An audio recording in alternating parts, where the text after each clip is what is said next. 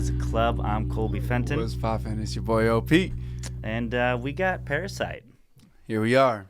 Bong Joon-ho. Give us a little synopsis of what we just watched. Let's level, okay? In case you haven't watched it or you didn't really understand what was going on, we're going to go over a high-level 30,000-foot view of what happened. So this movie, 2019, dark comedy thriller, it follows the story of a low-income family, right? So low-income family dives into classism, financial disparities in Korea. I think they're in Seoul. And this low-income family, they're the Kims and the Parks, right? The Parks are the rich upper class. The low-income family sort of finagles their way into this upper-class family, playing various roles, and they essentially infiltrate this family and create this master plan to sort of not take over their lifestyle, but to just, incorporate themselves into it. A lot of crazy stuff happens. There's an insane twist at the end that I didn't really see coming. But yeah, that's kind of the high level of it. What did I miss? Did I miss anything there? So Parasite is a sharp blend of dark comedy and social commentary on class inequality. The meaning of Parasite evolves throughout the story, adding real depth to the characters and their motives. And so I really enjoyed watching this movie and seeing how it played out. Yeah, nice. Dope. I think they're getting a little shorter, dude. Yeah, well, it's good. It's good. Some are now longer, we're just some are keeping shorter. that for the gag. Now this is going to be a thing every single episode. I said, so my consensus: Parasite is a powerful depiction of societal inequities, following a masterfully thought out storyline, which captures you with equal parts wit, deceit, and dark comedy, as a family does what it needs to do to survive. Oh, I like that. I like that end part. Yeah, it definitely they were put in a position where they had to do these things, and not necessarily by any fault of their own, right? Yep. Which we'll get into in the deep dive here. So, what did you give it for the Rotten Tomatoes, though, critic and audience scores? So for the Rotten Tomatoes, I hit it with a 97% critically, and then a 93% audience. Nice. I went 95 across the board. I knew it was high. I remember it being like, when we first watched, I remember it was like a critically acclaimed. Then we'll talk about the awards and yada yada. But 95s across the board, critic and audience. What do we got? What do we got here? 99. And you were like saying, this could be 100%er. Dang. Easy. 99 off 465 reviews, 485 reviews, something like that. And 90% popcorn meter. Which is also fantastic. Yeah. Well, let's listen with the Jonah, the Rotten Tomato critic consensus. Yeah. What do we got? Humor. All right. For Parasite, we have greed and class discrimination threaten the newly formed symbiotic relationship between the wealthy Park family and the astute Kim clan. Ooh. I like that. Short to the point. Short and to the point. Maybe we need to dial ours in a little bit. Yeah, but we that's why we got a whole podcast. But dude, it talked about exactly. I know. Yeah, we're not confined to two lines, but it talked about the discrimination, and I think one of the, what else did it say? The class greed and class discrimination. Yeah, like the greed of like wanting a little bit more, I feel like. Because I feel like the movie really took a spin when they were all infiltrated, they were all good, like they could just coast, but then they, like, the Park family went on that vacation, and they were like, let's just go ham, and it's like they didn't need to do that, and then of course just kept staying the status, and then everything kind of spiraled from there. I think that was the turning point in the movie, right? Yeah, when they went camping, or when then they saw what was really going on. I really think in the below basement. When it turned a lot for me was when one of my favorite scenes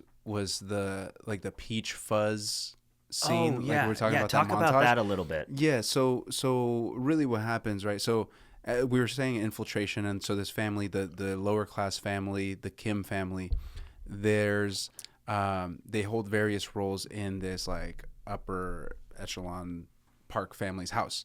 Yeah. But the way that they got into those roles was interesting. So it's like this guy's going out on like his a scholarly, like he's going to study abroad or something, and so he loops in his friend, right? Which and is his friend the is son. the son in the Kim family. Yeah. And he's like, hey, I'm an English tutor for these really rich people.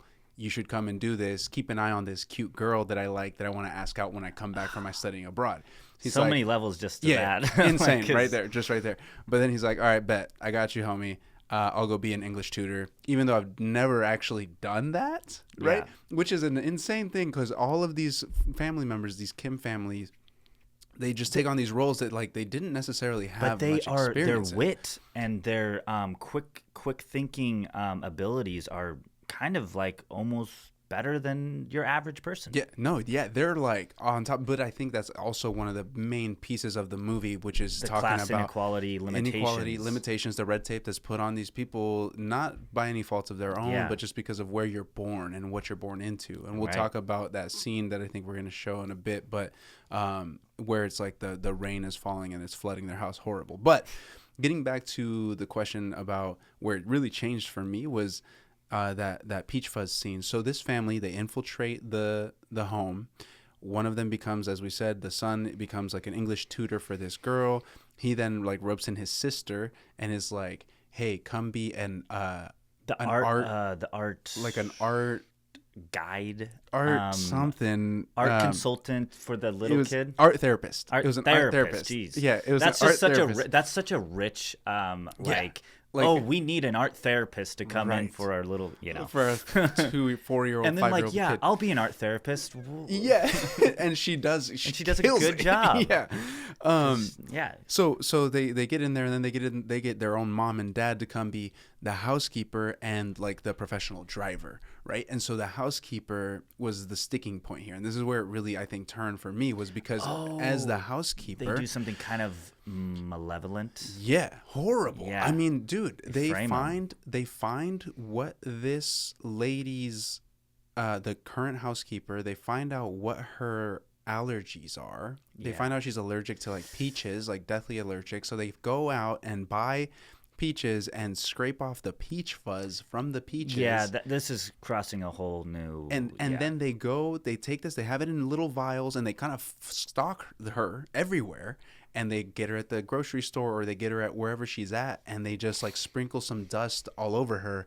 And then she's like gets sick. She has this reaction. She starts to like go through it.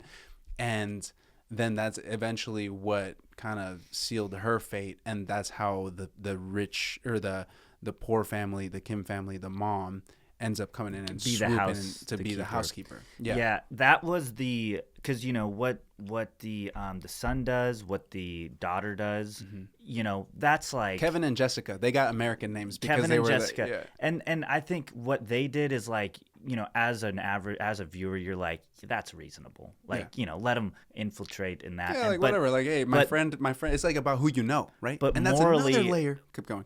But that, you know, you're totally right. The peach fuzz thing, that was a moral, like, you can't be doing. Even and when the dad got the driving job, didn't they like, you know, put some weird stuff to like frame him or something to like. Yeah, Or like- yeah, or like- yeah. Like like the they're girl left this- her underwear in the Yes. car Yeah. or something. And that was kind of shady. That's shady, but it's still not to the level of shady of just health like crisis. literally like you could kill. I You could could have kill killed. you. Yeah. Yeah. You know. So that's where it twisted for me. That's where it really changed, and it started to pick up. And then you started to see like, okay, this family will go to whatever They're lengths cutthroat. to do what they need to do to survive. But I think you can only have that in you if you really start from the bottom. If Yep. you don't know nothing else. If you're in the fucking gutters, dude, which they are. They're living in the lowest of the low, you know, like in a basement essentially, and it ends up getting flooded, and that's horrible. But I got actually, because you were talking about that guy that went on the scholarly vacation. the buddy that left. Yeah. Okay, one of my burning questions is, what was the meaning of the Scholar's Rock? Dude, Because that's my person, question. That's my one big question that I have for you. So Yeah. so what's your interpretation of that? What is your like? What do you and how did you interpret the significance of that rock? Well, so the intent of giving that was that you're gonna find wealth, right? Yeah. But with that wealth will also be your destruction. More money, more problems. Because they got the What wealth. they say. But then, and also there was a scene where he took the rock and went downstairs to like, because He's kind of like idolizing it. He's like, and he goes downstairs and then it kind of cuts away. And then the next scene we see the other person hit him on the head with it. yeah, dude. So he was like going to go down there to finish the job, but then the opposite happened. And he got hit in the head with it. And then he had to like get. And Kevin, then he Kevin, went in a Kevin, right? The son. Yeah. And then I think he went into a coma. Yeah, he had to go get surgery. And then he that woke guy up, and fucked then him up. So yeah, I don't. Yeah, I think my theory of this is, so I have two trains of thought here, and it's more likely just symbolic and more likely to just say like, okay, so like here's this gift that I'm giving you. Like that's a thing I think in a lot of cultures, it's just like a kind thing. Like, hey, like this is just my token of appreciation or whatever, right? Sure. And so they got that rock, and my initial thought was like, oh, this is actually there's something in this, whether you call it an incantation, you call it a spell, you call it a curse, yeah, something. That's what my initial thought was. The and so intent then was good with Right. the giving it, so Yeah. I don't know why it would turn so bad. Right. And so that's where I don't know if it's like something about reaching, like not being satisfied with what you have, like when you are at a good place, like just being satisfied and being like appreciative of what you have. Not saying that they should be satisfied and appreciative of their current situation, the Kim family, Kim clan, but that was my first thought. And then the second thought was really more of, it's just a symbolic thing within the movie that can tell you like, okay, more money, more problems. Like wealth isn't necessarily the answer to this, and that you have to like look internally to find true happiness. Yeah. Right. Yeah. Because it's a fucking rock. It's not even that cool of a rock. Could they be like, if they would have never done this whole infiltration, well, one of them wouldn't be wanted for murder. Right. One of them wouldn't be dead. Right. Like, where did it get them? So how happy are they now? Yeah. Right. But yeah, so it's saying that this class system cannot be broken. And because if you try to, like, well, you could try to scheme your way into it, but ultimately it ends in destruction. Because they were doing it. They like infiltrated. And this kind of goes into, who do you think the real parasite in the movie is? Oh. Because there's That's different. a good question. I think the movie, it's initially you're like, okay, it's obviously the Kim family. The family that's getting themselves into this. And, it's like, they family, are. And then it kind of goes into the Park family, because the Park family relies on these people. And they kind of like, they can't really do anything for themselves. Exactly. Without the assistance. Without this assistance, but they also just like they don't give them any respect, really. Yeah. And because the Park family, I thought it was interesting how they depicted, because they weren't like terrible people. Right. They were pretty nice. Yeah. But they just were like dismissive. They were they were unappreciative. Oblivious. They were just like ungrateful or like unappreciative of everything that they actually had. The Kim family did more evil stuff. Yeah. But I think to answer who was a true parasite, I saw something somebody posted, I think it was like on Reddit or something, but it said, I jotted it down because I wanted to say this word for word because it hit me. So the Kim family were cons forced by societal red tape, forced into the parasitic role just to survive. So I think it still is. It's in the middle of them. It's like the whole movie, right? Is the Kim family, and like this parasite that they just had like to be the parasite to survive. But deeper than that, taking it at another level, not a fully formed thought, just thinking of this right now. What if the parasite is the greed that they were wanting more and more and more? Yes. Because they saw what they could have, and then they obtained it, but then they got greedy. And like you said, like when the other family went away, they like started to do all this other stuff. Like, I want more and more. Yeah. Because they were getting paid. Yeah. They were getting everything all that four they of needed. them. they were getting everything that they needed to really just like come in, do the gig for the summer or however long that guy was going to be gone studying abroad, and they could have just pieced out and had some good chunk of change. But then there was another parasite on the parasite because of the the big twist in the movie. The person living in the basement. That was nuts. So that was like another, because then the parasite are thinking, well, we gotta get rid of these guys. Yeah. Because this is our host. So there was like multiple parasites. Going on, which is kind of what. Yeah, holy shit! I didn't even think of that. But also, you could look at. So the movie's called Parasite, and that's what the name we give something from the host perspective. Like the Park family would say, "You guys are parasites because this is mine," right? Just like we would say a virus is a parasite. I'm tracking. But in the perspective of the parasite, they're not a parasite. Right. They're just living. They're just living, and they're just trying to. And then you're like, "Oh, hey, help me out? Sweet. Is it wrong for a virus to do what it does to us? No. It doesn't even know. It's just the way how things are constructed. Yeah. And so Oh, dude, nice. So it's just like it's not its fault. It's by the laws of nature, and that's what I think Bong Joon-ho is saying. It's like this is. Sorry, Bong Joon-ho. Bong Joon-ho is saying it's like the parasite. I think is really just society and how we built up our class structures. The way that it's all fucked up. Yeah, man. That's a really good. That's a really good perspective. Let's show one of our favorite scenes. Let's pull that up so we can get into that, because I think there's just so much in this movie that you could unpack that it would just be like a 3-hour podcast here. And you can just play it and maybe go to click play. Go to like honestly like the quarter way. How long is this clip? It's like 4 minutes. It's 4 minutes, I think. Yeah, okay. Click right there. So what we're seeing here for anybody that's just listening, right? This is the scene we've been talking about where they're getting greedy. The Kim family is getting greedy, and they go up because the Park family is away on a camping trip. They go up and they just kind of take over the house, and they're drinking all the alcohol. They're eating all the food. They're living large. They're living good. But then a tsunami or a monsoon or something hits. Big flood, causing the Park family to come back to their house. And so the Kim family now has to get out of there, clean up the house quickly, and run down to their house. This is them running down to their house. It's flooded. There's literally poop coming out of the toilet because it's flooding and coming out. And she's like she's grabbing a cigarette. I'm gonna smoke a cigarette, which is a terrible idea because there's methane in the air, the sewers. Dude, the sewage. Yeah. So so they're just having the worst day of their life.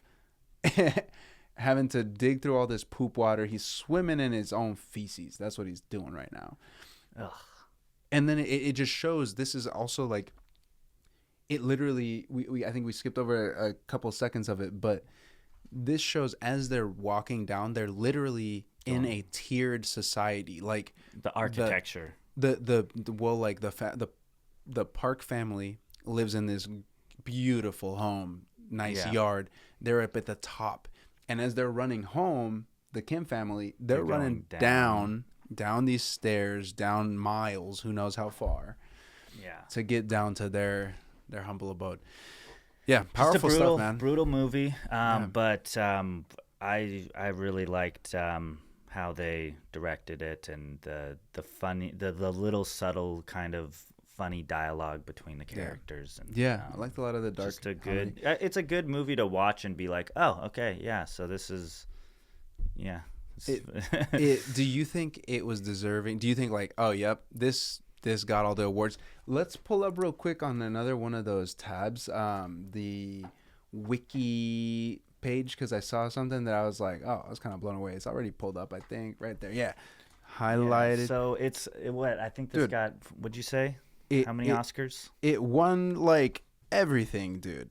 It won Best Picture. Yeah, so Best Picture. So it says among its numerous accolades, Parasite won Academy Award for Best Picture, becoming the first non-English language film to do so. It won an additional 3 Oscars for Best Director, Best Original Screenplay, and Best International Feature Film. So 4 different awards. It's crazy. It won Best International Film and then Best Picture, which I guess if an international movie wins Best Picture, I think it goes without saying they're going to win the international one too. Check this. So it's the first South Korean film to receive any Academy Award recognition and one of only 4 films overall to win both the Palme d'Or and the Academy Award for Best Picture, the first such achievement in over 60 years. Won a Golden Globe Award for Best Foreign Language Film and the BAFTA Award for Best Film not in the English language, and became the first non-English language film to win the Screen Actors Guild Award for Outstanding Performance by a Cast in a Motion Picture. It's that's great. Insane. It's amazing. I think it deserved all of its recognition, and I think it earned it, man. I think earned it did. Well earned. All Love right. it. Anything else that you'd like to chat before we move on to the next? No, I section think here? I think that's about it. But it's a great lot movie. of sad Good undertones, recommendation. but real life shit. Mm-hmm. Yeah. Good movie.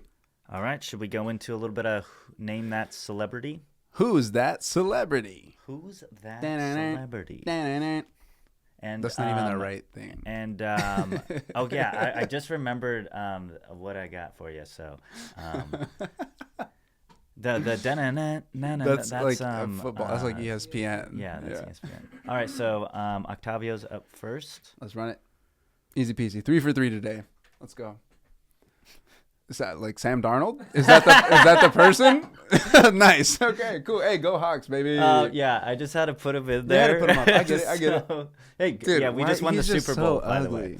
Yeah. Sorry, Sammy D. Okay, good job. Oh, why are they making all these facial features? I need just a still shot here. I recognize him. Is he on Without a Paddle? He is Without a Paddle, yeah? No, that you're thinking of Seth Green. Dang, Seth Green was the person. He was on White Lotus, the latest season. Oh, the newest season Okay. of White Lotus. Okay. Yeah. He's a good dancer. Give me your first initial. Well, it might be another Sam. Sam's? That's what we're going with. Sam Colville. I have no idea. Who is this? It's Sam. Do. Yeah. Oh, wait. Sorry. Oh, Sam Rockwell. Sam right. Rockwell. What else other than White Lotus? Because I literally, from what he's doing, those facial expressions, I just cannot. He's in tell actually what this guy really is. cool movie that it will be on. It's called Moon. It's an amazing movie. Dog, we do this every time. Why did we not say the movie of the week for next week? Oh, I want it. Train Dreams. Let's go. All right, we'll say it again at the end. But All right. okay, Sam Rockwell. All right. Not a memorable face. Sorry. Sam, who the hell is this guy? What? It's like Sam Adams? Yeah. Dude, Sorry, it's kind of a joke. that it's is kind of a hilarious. Gag. Okay, but It's you want to kind of know a a fun gag, fact? You want to know a fun face. fact? Okay, so here's a fun fact. So I was just in Cincinnati and I learned that Sam Adams, so the beer, right? The lager. Yeah. The Sam Adams, it's known for coming out of 'Cause it's Boston. Chicago, Boston. No, Boston. We went to Boston and we So, went to Samuel Adams But you know HQ. what's hilarious is that it's not even a Boston lager. The Oh, original it recipe isn't. comes from Cincinnati, and this dude that I'm forgetting his name, but he like brought the recipe over to Boston, and then Oh. so it's like a big point of contention amongst the people That's of like funny. Boston and Cincinnati. So keep that fun fact with you. It's pretty cool. Okay. Sam Adams. So then a trivia question, and okay, who is the most famous Samuel in the world? Samuel L. Jackson. Yeah. Hey, dude, let's go. Did that crazy? Wait, I kinda actually? have fun. Oh, I don't know I don't think you could say objectively. I thought you were saying, like- I think he is. I don't. What other more famous Samuel in the world is there? I guess other than I like bet you he is. that's just the name that when you Like say in the Samuel world, like alive right living. now. When you say Samuel, like the full name, the only name that comes to mind is Samuel L. Jackson. Yeah. And I think- was looking up just Sam actors, so that's why. Yeah. Yeah. But yeah. Anyways, let's All go right, on good to one. the 2 next for one. 3. I'll take it. Yeah. It's freaking Adrian Brody. So Adrian Brody. He nice. actually. This is a movie I think it won an Oscar last year. It's The Brutalist. Oh. And yeah, it's like this. I like him a lot. Is he Italian? I He was like him also in King Kong. King right? Kong. He was also in. Was he in Peaky Blinders? He was in a TV show where he played That's like Cillian a mafia. Cillian Murphy. Yeah, of course, dude. But no, but I think he was also in I don't think he was in that. Dog. I'm gonna Anyway, look this up. we'll look it right up in now. a second. Let's Yeah, keep yeah. going. Keep going. Keep going. Keep That going. is, I love this actor, Jason Schwartzman. He's in a lot of the Wes Anderson movies. Okay. Yes, and then finally, Ooh. Oh, So this dude, is the Westworld. guy- Yep, played in Westworld. He also plays Gordon in the new Batman with Robert Pattinson. Mm-hmm. Oh man, dude, this is crazy. I know this guy. Okay, give me a hint, Jonah. first name's Jeffrey. Jeffrey Wright. Ooh, dude, you had that locked and loaded, ready to go. Jeffrey Wright. Okay, those need are to some look fun something up. ones. Good job. Hey, I'm gonna just because we were on it. So is in he? Peaky Blinders, he portrays Adrian Brody portrays Luca Shangretta, an Italian American gangster So is he who in it comes like to the Birmingham. whole show? Maybe like season 3 or something. He starts like a couple All right. seasons in. Good job. But that's why I thought he was Italian because he plays an Italian American gangster. I don't know if he actually is Italian. always does that and everything. Italian, so he must be Italian. I bet, yeah. Okie dokie. Time to relax. Time to fucking calm it down. Chill down. With the Adrian Brody. I know. All right. I had to look at. I didn't see if he was Italian You or finished not. but Mistborn. I finished Mistborn. Okay, Mistborn. Holy spoilers. cow. So hey, yes. shut us off. Are you not doing the movie cover? Oh shit, Dude, we're all over the place Jesus today. Christ, we suck. What's going on? Yeah, let's just do like a couple, I guess. Yeah, right. They say don't judge a book by its cover. Pizza. But what about? what about movie posters? I'm just diving into it because you were like, You're so excited. He's doing anime. I had decaf coffee today too, nice. which kind of pissed me. As you're pulling that up, dude, I was like so excited because I found this new coffee roaster. I found this new coffee. I was like, yes, and it was like cheaper than some of the other ones. I was like, hell yeah, let's go.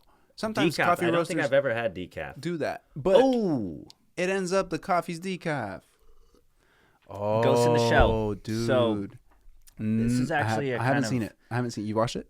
so there's a Highly lot of ranked. versions of this. It's weird. Oh, okay. There's like a TV shows. There's movies. There's Mm-hmm. also a there's a adaptation. Yeah.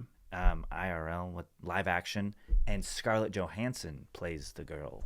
Oh, And it's interesting. This like I'm gonna be naked real, this- bionic chick. I'm gonna be real. This movie poster, meh.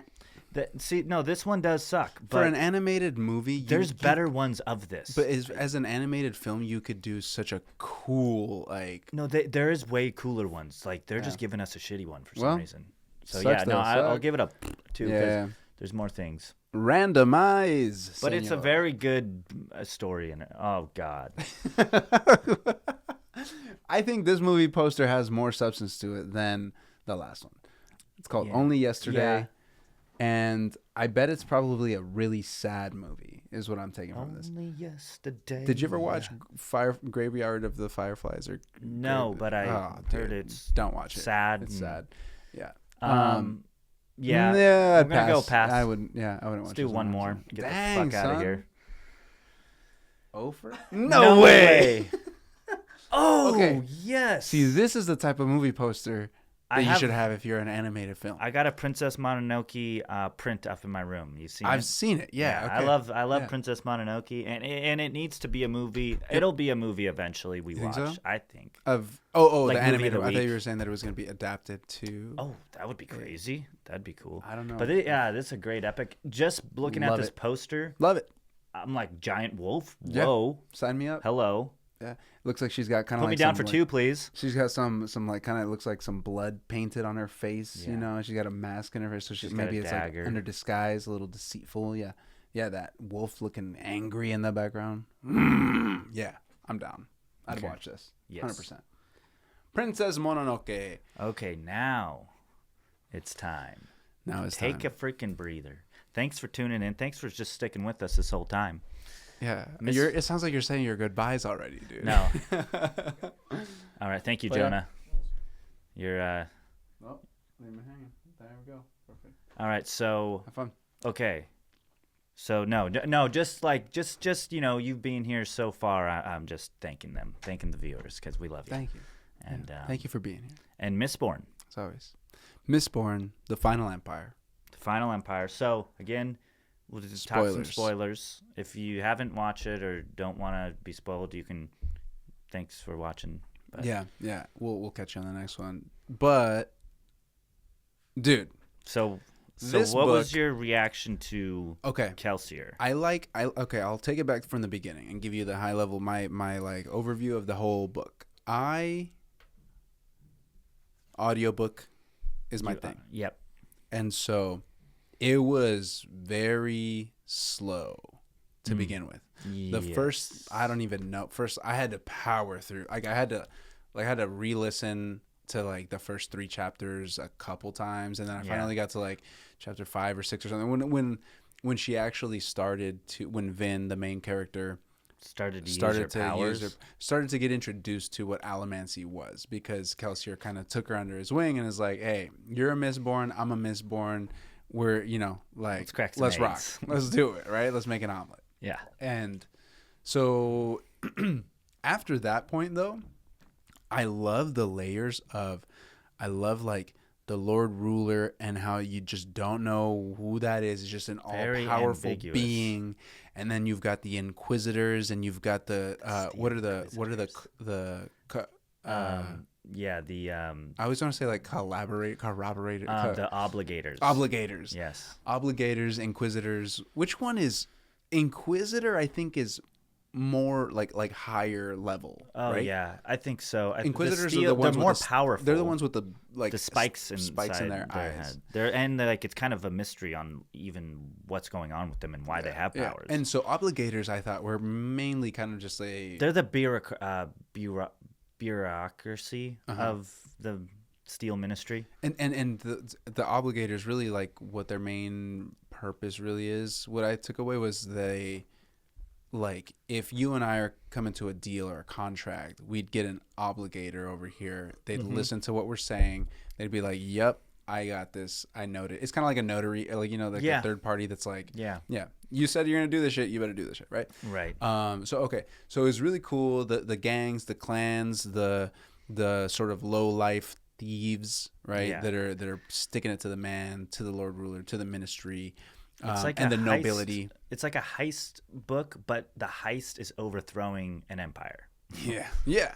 Kind of. Yeah. Because you have these like bands of misfits. It's just a fight for freedom. It's a fight for freedom and a fight for hope, I think, which is what we ended up learning at the very end. Kelsier, my guy, dude. I was kind of slightly hopeful that. Yeah. I was hoping. I think you kind of saw the writing on the wall at a certain point where you were like, "There's no way Kelsier doesn't die." You kind of like, because he never outwardly says what his plan is, but there's a lot of signs, and then you kind of understand that at the end he's like, I'm gonna try to make myself a martyr, and try to like get the people going, jazzed up. Yeah.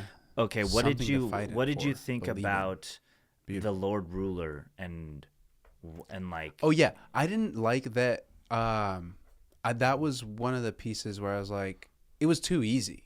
Yeah. It was too easy for Vin to just all of a sudden, it took a couple chapters or whatever, but like she came in and she got tossed around a little bit, but then she ultimately like kicked his ass with not even really like finding any super extra internal power of hers or any sort of like the 11th metal. Like she didn't really even like really find anything else out. Yeah, what did the 11th metal do? I don't think we know yet. Yeah. I don't think but my thought is that it allows you to, because there's allomancy and then there's the Furochemy.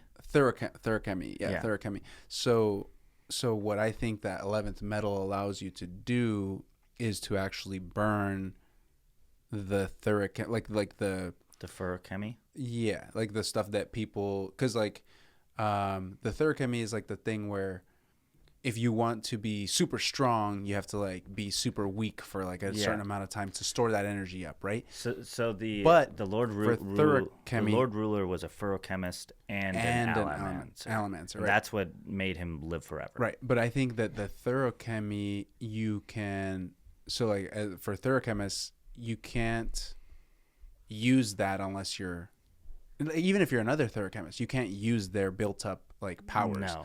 But I think that's what the 11th metal. Well, the 11th metal, and it did explain it. Something about gold. And well, so like gold, you can see your past self, and the 11th metal allows you to see someone else's past self. Oh. So that's kind of how she saw the past self saw that he was Rashik, the same thing as that Sazed is. Yeah. And so that made her believe that he's a ferrochemist. And so then she took the metal binds out of his arm, and that effectively killed him because he didn't have any of. That's how he stayed alive, and stored his youth in there. Yeah. And but it does say like so allomancers cannot take any if there's like metal pierced in you, then you're not able to pull it out. But there was a surge of the mists that gave her like this unrelenting power that she does not understand, and that's how she was able to end up pull out those metal things. Right. But and it's a mystery of why she was able to do that. Yeah. I still just think it was too easy. It was too much like of a like the Lord Ruler should have been able to take her on. Yeah. If like Kelsier didn't beat him. The Lord Ruler was still alive for 1,000 years though. That's true. So yeah, it had to be some point, right? Had to be some and point. She just kind of got him at the right time, the right place. And think about what your arrogancy would be living for 1,000 years. You'd be like, nothing can kill me. Not only that, but also shout out to Marsh, dude.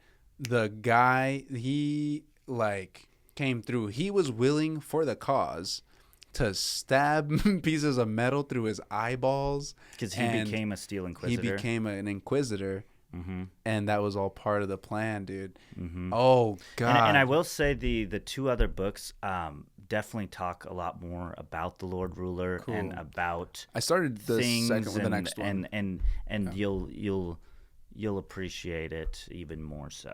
So yeah. No, great recommendation. I think it was the first few chapters that I had to re-up on like a couple times. I ran out of my like Spotify listening hours. You get like 15 per month or something like that for audiobooks. And I have the two other books. Like the physical? Yeah. The Well of Ascension here's and the deal, the Hero dude. of Ages. I probably will not. Yeah. You have to read. The I just got audio is my jam. Yeah. Just for like time's sake. No, I totally get it. I love listening to audiobook but all three of those books I was listening to the audiobook and then also reading it, and it was kind of cool. So so you could do it at the same time. That might be good. And actually that would help me because I would know how things are spelled.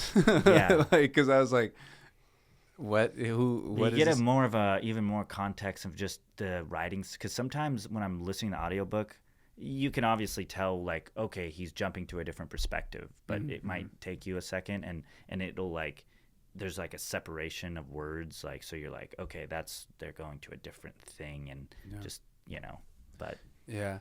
I thought one of the really cool twists, not to belabor this on too long, but something that just came to mind. One of the really cool things was when Shan DeLorean or Shan, whatever her name was, the one that was engaged to Ellen Venture. Yes. Ellen DeVenture. She ended up being a Mistborn as well. That was a pretty crazy twist. And that was a nuts. That whole scene, like the fight, everything that was going on was really cool. Yeah. And the fact that she ended up seeing like, oh, you're a Mistborn, because she was a total B-word to her, yeah. And I thought that was a cool twist. I didn't see that coming. I just thought she was going to be some like And I prissy, really liked highborn. at the end when like she's like contemplating like, you know, such negative thought of like, I don't deserve, you know, to even be like, you know, have love with Ellen. And then she was like, you know what? No, I do deserve that. And she like went and was like, you know, embraced him. So I like that. But because I didn't The want brother. how she figured out how that he was true. He was actually very loyal to her. Reen. Yeah. Reen. So that was good. Yeah, no, I mean, I'm excited to listen to the next one. I started it, and she already got caught, actually. Yeah. It's like at the beginning of the book, she got her ass caught because she's supposed to. The next excerpt from No, Well of I've Ascension. started the next book, Yeah. The Well of Ascension. Oh, Yeah. you started it. I didn't realize. Okay. Yeah. Dude, this is what I'm telling you. Like when I start a series, like I'm just going, I'm going all in, dude. Cool. And then what you? Okay, yeah. I wanted to say. All right, so we're gonna continue this. You're gonna keep hearing us talk about the Mistborn and the Mistborn series. Shout out to Brandon Sanderson, huh?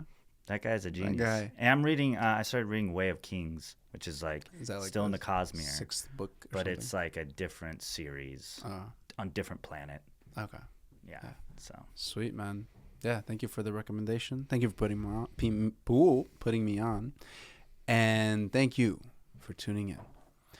Next movie of the week, Train Dreams. Train Dreams, starring Benicio del Toro. Well, no, I think it was a different guy. I didn't recognize the name. But I said the name right. Benicio del Toro. You said it close. No, it has nothing to do with Benicio. But it doesn't. Sorry. But check it out, Netflix. I think you can stream it and circle back with us next week.